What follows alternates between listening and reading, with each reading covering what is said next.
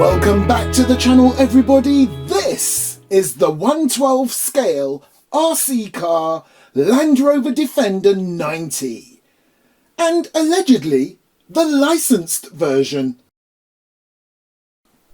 from Land Rover. The Land Rover Defender, a firm favorite of Mike's Tech and Toys and also featured in a modern-day James Bond movie. Now enjoy this unboxing by Mike from Mike's Tech and Toys and Slot Cars, but it's not a slot car. Welcome to Mike's Tech and Toys. Welcome to Mike's Tech and Toys. And I'm sure you can see straight away that the model itself is beautiful. It's not just a bog standard RC car toy. Oh, and just before I do that, apparently it's fully proportional. But we'll see if that's true. Wow, I'm not gonna lie, for someone that has owned, collected and used RC cars over the years, in terms of detail, this is the business. Now, I would argue that there's probably more effort in the actual looks of this than there is in the actual drivability of it. I don't think it's going to be anything amazing in terms of being a crawler or speed or anything like that, but the looks, come on, this is absolutely stunning. The detail on this is next level. Okay, so on the back of the packaging you get a rechargeable battery pack, you get a USB charger, looks all pretty standard to me, and a couple of AA batteries and an instruction manual. And underneath you can see these twisty clips right here, whatever the names are for these things. You just literally use your hand to twist and pull off to release the vehicle. No screwdrivers needed. And just in case you're not familiar with scales and things like that, as I said before, this is a 112 scale.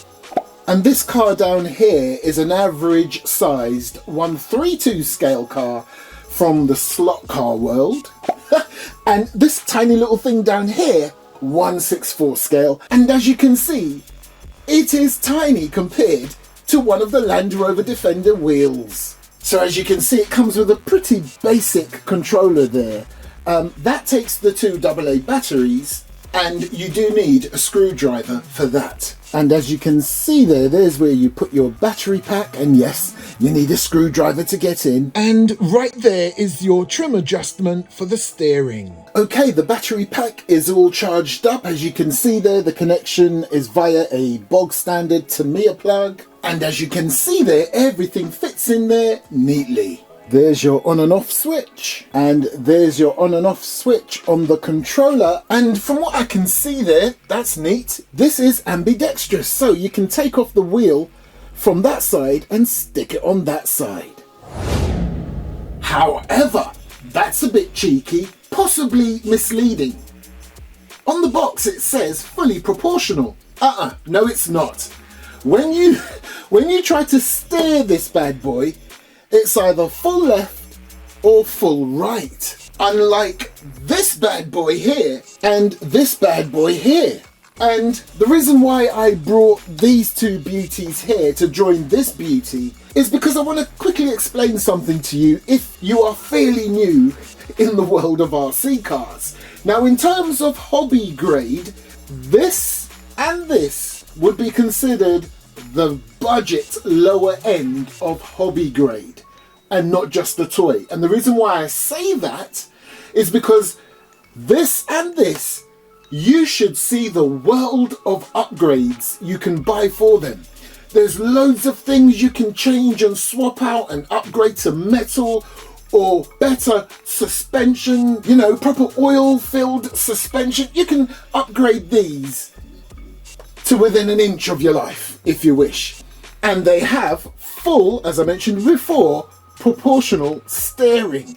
And they're called crawlers because you can literally go at a slow speed and crawl over rocks, shallow rivers. And again, if you're new to all of this, let me show you what I mean by proportional steering, which this one does not have. So when I turn the wheel to go left, as you can see there, it slams to the left. To go right, it slams to the right. So even when I gently turn it, nothing happens until it hits that sweet spot, and that happens. However, if I demonstrate to you proportional steering on this Jeep model right here, I love this thing, you will see the difference. So look carefully at the front wheels. Oh, and by the way, this isn't a bash fest about this. I absolutely adore this Defender, and I will tell you why shortly, if you haven't already spotted it. Right, so back to this Jeep. Look at the front wheels as I gently turn the wheel on its radio controller. You see that? I am gently turning it. Let me turn it the other way. You see that? There's none of this slamming to the left and slamming to the right, and I'll show you again on the controller. Gently turn it and the wheels gently turn too. Go the other way.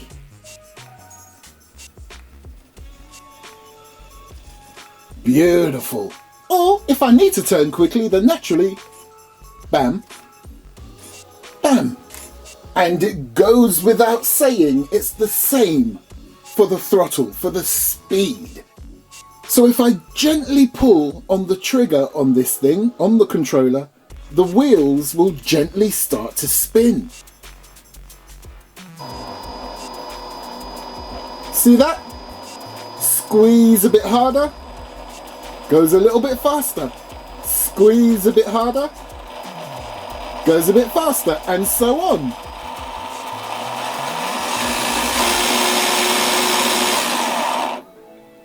And it's the same with reverse.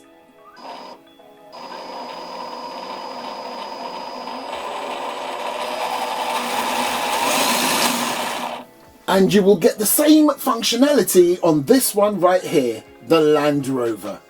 This one. However, on this beauty, if I gently squeeze, bang, straight away, it's going fairly fast. But I must say, let me just pull it again very gently. If I squeeze even harder, it goes a bit faster. So all is not lost. Now if you're thinking, well, why did you buy this one? Well, I'll tell you why I bought it. Need I tell you? Look at it. The detail is next level, and I've quickly come to learn that's another thing where you can tell the difference between a proper hobby grade RC car that will cost you hundreds, even thousands, and something that will cost you about £50 or even £100. The more expensive a hobby grade RC car you get, it's more than likely just going to have a plastic shell that you just pop off to swap with another basic plastic shell. Whereas these, they concentrate on the exterior shell being as close to the real thing as possible. And as this is a licensed product, this wouldn't look out of place on a shelf at a Land Rover dealer. I mean, take a closer look at this thing. It is gorgeous. Even down to the simulated alloys, it has branding right there.